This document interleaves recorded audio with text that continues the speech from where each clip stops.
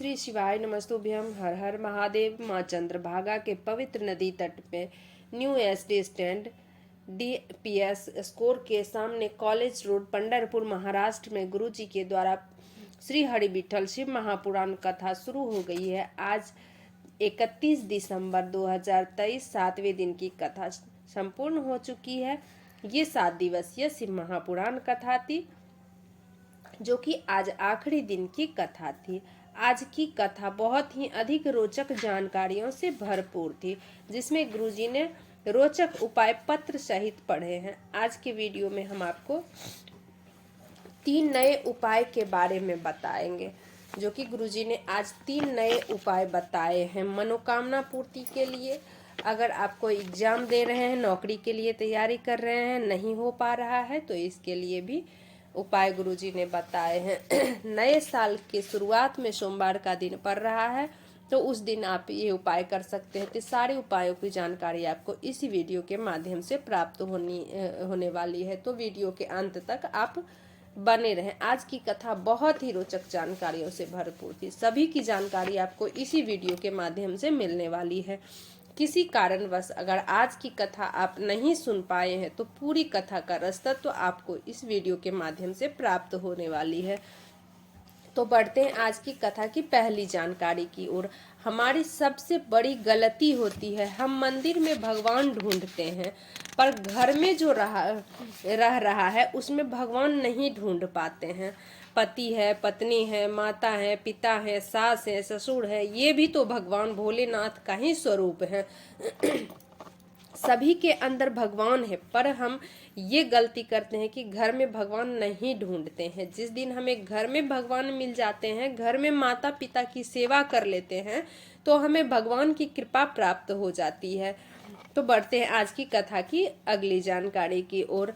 अगर आपने गरुड़ पुराण पढ़ा होगा, तो उसमें लिखा है, जो गाय को जूठा खिला देता है, सब लोगों की ये आदत होती है कि घर में जूठा निकलता है उसे हम गौ माता को दे देते हैं।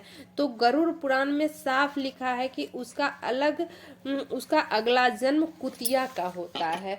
जो तुमने दिया वो तुम्हें प्राप्त होता है, ये निश्चितता है। बढ़ते हैं आज की कथा की अगली जानकारी की ओर। आपको जो भी बेलपत्र का प्रयोग बताया जाता है, दुर्वा का जो प्रयोग बताया जाता है, शिव महापुराण की कथा में रुद्राक्ष का जो प्रयोग बताया जाता है, जल का जो प्रयोग बताया जाता है, जल के किस तरीके से चढ़ाया जाता है, ये सब शिव महापुराण में लिखा होता है, तभी हम आपको बताते हैं। जो शिव महापुराण में नहीं लिखा होता है वो हम आपको कभी नहीं बताएंगे, क्योंकि उसका स्मरण पुराणों में होगा, जिसे आप पढ़कर अपने जीवन में उतारे। इतने पत्र आते हैं, उन्हें अगर हम अपनी तरफ से कुछ बताते तो उन्हें फायदा नहीं होता। सब कुछ शिव महापुराण में लिखा हुआ होता है, हम आपको बताते हैं, हम आपको परोसते हैं। बढ़ते हैं आज की कथा की अगली जानकारी की ओर। जिसको शिव से मोहब्बत होती है, फिर उसे फुर्सत कहाँ होती है, क्योंकि शिव उसे खाली नहीं रहने देते हैं। जिसके घर में औलाद नहीं होती है तो उसे औलाद देकर व्यस्त कर देते हैं। जिसके पास धन नहीं होते हैं तो उन्हें धन देकर व्यस्त कर देते हैं। जिसका विवाह नहीं हो रहा होता है उसे विवाह कराकर व्यस्त कर देते हैं, और जो बीमार है उसे स्वस्थ करके व्यस्त कर देते हैं। तो बढ़ते हैं आज की कथा की अगली जानकारी की ओर। जब तुम्हें लग रहा है तुम्हारी हार हो रही हो, जब आपको लग रहा है जीवन में दुख है, तकलीफ है, नौकरी भी नहीं लग रही है, व्यापार भी नहीं चल रहा है, विवाह भी नहीं हो पा रहा है, तब घर में से एक लोटा जल लेकर शिवलिंग पर अर्पित करना शुरू कर दो। घर से निकलते समय आपको घर के भरे हुए घड़े का दर्शन करो और निकल जाओ, शुभ माना जाता है, मंगल होता है। बढ़ते हैं आज की कथा की अगली जानकारी की ओर। घर में रखा शिवलिंग, गले में डला हुआ रुद्राक्ष, कुबेरेश्वर धाम से लाया गया कंकड़ शंकर, अगर थोड़ा सा छन जाता है, टूट जाता है, तो समझ लेना कि कोई बड़ी मुसीबत आने वाली थी, जैसे महादेव ने अपने ऊपर झेल ली। इसलिए कहते हैं रुद्राक्ष पहनो, क्योंकि ये आपका वो कवच है जो आपका बाल बाका नहीं होने देगा। जबकि लोग बीमार होने के बाद, मुसीबत आने के बाद रुद्राक्ष पहनते हैं, जबकि उसके से पहले ही आपको रुद्राक्ष पहनने के रखना चाहिए ताकि मुसीबत आपके ऊपर आए ही ना, बीमारी आपके ऊपर आए ही ना। बढ़ते हैं आज की कथा की अगली जानकारी की ओर। पशुपति व्रत की जानकारी देते हुए गुरुजी ने कहा कि पशुपति व्रत की शुरुआत करने के लिए कोई विशेष या बेकार सोमवार नहीं होता है। पूरे साल में किसी भी सोमवार से पशुपति व्रत का शुरुआत कर सकते हैं। गुरुजी ने कहा है कि लोग बोलते हैं ये महीने ठीक नहीं है, वो महीने ठीक नहीं है, तो क्या इस महीने पशुपतिनाथ व्रत कर शुरुआत कर सकते हैं या नहीं?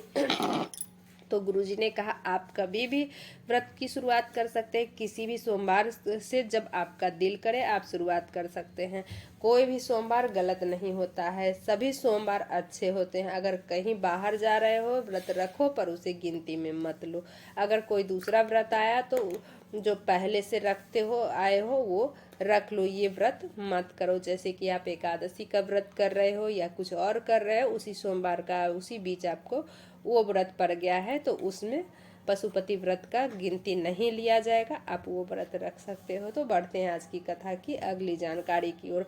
गुरुजी ने आज की कथा में त्वचा रोग और सफ़ेद दाग के बारे में विशेष उपाय बताते हुए कहा कि पूर्णिमा के दिन गाय का बच्चा जो दूध पी रहा होता है उसके मुख में फेन लग जाता है, उस फेन को जो प्राप्त करके उसे अपने सफ़ेद दाग या त्वचा रोग में लगा लो और पूर्णिमा के रात को चंद्रमा की रोशनी में बैठ जाओ। 4-5 पूर्णिमा करके देखो, सफ़ेद दाग अपने आप अपने पुराने रंग में आना शुरू हो जाएगा। और आज की कथा में गुरुजी ने यही जानकारी दी है। और पिछले कथा में इस उपाय को करते समय आपको चंद्रमौली महादेव का भी स्मरण करने को कहा है, तो चंद्रमौली महादेव का स्मरण भी आप उस समय कर सकते हैं। गाय का फेन आपको लेकर रख लेना है और लगाकर चंद्रमा की रोशनी में लगाकर आपको बैठना है। ध्यान रहे इस बात का कि बढ़ते आज की कथा की अगली जानकारी की ओर। गुरुजी ने कहा कि एक बहुला गाय और दूसरी पार्वती माता ने महादेव को निगल लिया था। बहुला गाय के अंदर से नंदीश्वर गाय का प्रकट हुए और माता पार्वती ने नासिका से भोलेनाथ को धुएं के रूप में प्रकट होकर धुएवान कहलाए और माता पार्वती धूमवती कहलाए। पूरे भारत में धूमावती माता के केवल 2 मंदिर है, एक जबलपुर में है जो कि सिवान जिला की धूमा और दूसरा ददिया में माता पार्वती के दर्शन सौभाग्यवती स्त्रियां नहीं करती हैं, क्योंकि वहां माता बिना श्रृंगार के विराजमान हुई हैं, क्योंकि उन्होंने महादेव को निगल लिया था। बढ़ते हैं आज की कथा की अगली जानकारी की ओर। आपको लगे आपका बेटा बहू बेटी कोई भी एग्जाम की नौकरी की कोई चीज़ की तैयारी कर रहे हो, उन्हें अच्छे से पूरी मेहनत करने को कहिए। और अगर घर का कोई भी एक सदस्य बेलपत्री के वृक्ष के नीचे की सफाई कर देता है, झाड़ू लगा देता है या फिर पार्थिव शिवलिंग का निर्माण करके उसका पूजन कर देता है और 5 बेलपत्री अर्पित करने के अपने कामना कर लेता है कि मेरे घर की इस सदस्य की नौकरी लग जाए, तो उसका फल मिलता ज़रूर है। मतलब आपको सोमवार का दिन या जिस दिन प्रदोष का दिन पड़े या मासिक शिवरात्रि हो, हर महीने में शिवरात्रि आती है, किसी भी शिवरात्रि में आप इस उपाय को कर सकते हैं। या सोमवार के दिन अभी 1 जनवरी नए वर्ष की शुरुआत सोमवार को ही है, तो नए साल की शुरुआत में आप इस उपाय को कर सकते हैं। ये उपाय करने के लिए आपको जिस बेलपत्री के नीचे आप साफ सफाई किए हो वहीं पे मिट्टी का पार्थिव शिवलिंग का निर्माण कर लेना और 5 बेलपत्री आपको अपनी कामना करते हुए और श्री शिवाय नमस्तुभ्यम बोलते हुए बेलपत्री को अर्पित कर देना है। बेलपत्री अच्छी होनी चाहिए, कहीं से भी खंडित नहीं होना चाहिए, क्योंकि शिव जी को कोई भी खंडित चीज़ें नहीं चढ़ाई जाती है। इसके बाद आपको पार्थिव शिवलिंग का विसर्जन जरूर करना चाहिए। एक कलश में जल लेना है और धीमी धार से उस शिवलिंग का विसर्जन आपको उसी बेलपत्री के वृक्ष के नीचे कर देना है, क्योंकि पार्थिव शिवलिंग के निर्माण के बाद आपको विसर्जन करना जरूरी रहता है। विसर्जन जरूर करना चाहिए। तो मेरी वीडियो आपको कैसी लगी कमेंट बॉक्स में हर हर महादेव जरूर लिखना। अगर मेरी वीडियो की कोई भी जानकारी समझ नहीं आई तो कमेंट बॉक्स के जरिए आप जरूर पूछ